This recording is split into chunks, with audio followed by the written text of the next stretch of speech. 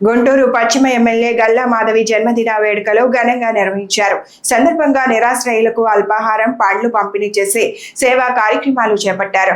గుంటూరు పశ్చిమ నియోజకవర్గ అభివృద్ధికి గల్లా మాధవి కృషి చేస్తున్నారని, ప్రజలకు అందుబాటులో ఉంటూ సమస్యల పరిష్కారానికి కట్టుబడి పనిచేస్తున్నారని పలువురు నాయకులు కొనియాడారు.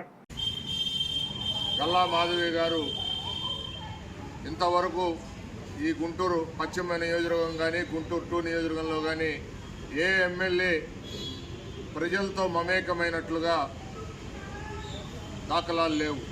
గల్లా మాధవి గారు ఆమె సొంత ద్విచక్ర వాహనం మీద ప్రజల సమస్యలు తెలుసుకుంటూ ప్రతి వార్డులో, ప్రతి డివిజన్లో పర్యటిస్తూ, అట్లానే ఎక్కడైతే తప్పుడు విధానాలు, తప్పుడు పనులు జరుగుతున్నాయో అక్కడికి ఆమె డైరెక్ట్గా వెళ్ళి ఆ నిందితుల్ని పట్టుకోవటం, ఇట్లాంటి కార్యక్రమాలన్నీ ఇంతవరకు ఈ గుంటూరు వెస్ట్ నియోజకవర్గంలో కానీ, గుంటూరు 2 నియోజకవర్గంలో కానీ గత శాసనసభ్యులు ఎవరు ఈ విధంగా పర్యటించిన దాఖలాలు లేవు.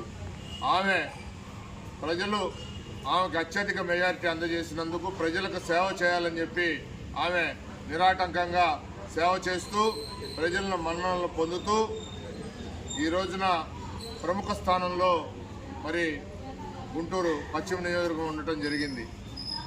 ఆమెకి సంపూర్ణ ఆయురారోగ్యాలు లభించాలని చెప్పి, ఆమెకి ఇలానే ప్రజలకి నిరంతరం సేవలు చేస్తూ ఉండాలని చెప్పి తెలుగుదేశం పార్టీ శ్రేణులుగా, కూటమి పార్టీ శ్రేణులుగా మేమందరం కోరుకుంటూ ఈరోజు ఇక్కడ ఉన్న పేదల నిరాశ్రయులకి ఆహారం అందజేయడం జరిగింది. డ్రైన్స్ అయితేనేమి, రోడ్స్ అయితేనేమి, అండర్ గ్రౌండ్ డ్రైనేజ్ అయితేనేమి అన్నీ కూడా మరి దాదాపుగా ఈరోజు మరి ముఖ్యంగా వాటర్ చాలా కాలనీస్కి గతంలో వాటర్ వచ్చేటువంటి పరిస్థితి లేదు.